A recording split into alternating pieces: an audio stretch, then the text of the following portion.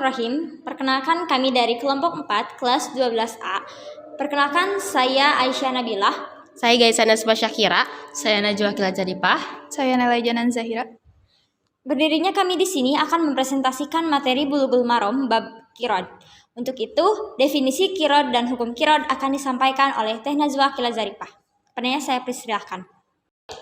Baik, jadi Qirad ini berasal dari bahasa Arab yaitu al-qardu dan al-qat'u yang artinya potongan. Sedangkan menurut istilah, Qirad ini adalah pemberian harta atau modal kepada seorang amil atau seorang pedagang yang akan digunakan untuk modal atau bekerja, yang nanti keuntungannya akan dibagi menjadi dua, yaitu kepada si pemberi modal tersebut dan kepada si amil atau si pekerja itu. Adapun hukum Qirad adalah jaiz oleh kedua pihak. Kemudian di dalam Islam juga hukum Qirad ini diperbolehkan ketika di dalam hukum Qirad tersebut terdapat laba dan rugi. Nanti kerugian tersebut akan ditutupi oleh laba.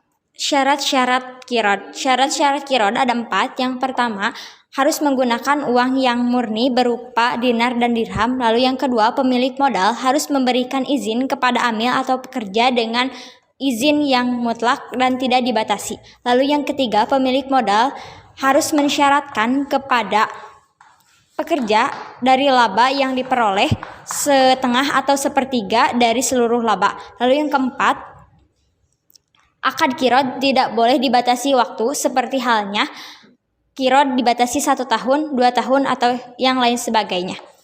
Baik, saya Gaisana Syakira akan menjelaskan hadis nomor 928. Jadi ada 3 hal terdapat keberkahan. Yang pertama itu jual beli bertempo.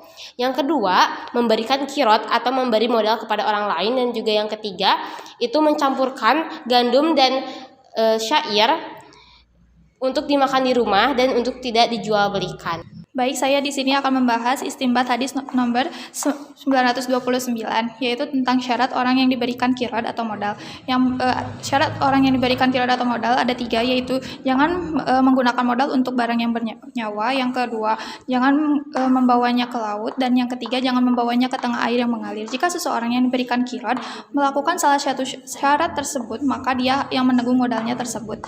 Baik, untuk hadis yang selanjutnya, hadis nomor 929A, bahwasanya kakek dari A'la bin Abdurrahman bin Yakub pernah diberikan modal oleh Utsman bin Affan dengan syarat keuntungannya dibagi 2. Lalu hadis ini merupakan hadis yang mauquf, yaitu hadis yang tidak sampai kepada Nabi, namun hadis ini kedudukannya tetap sahih. Baik, mungkin itu materi presentasi dari kami.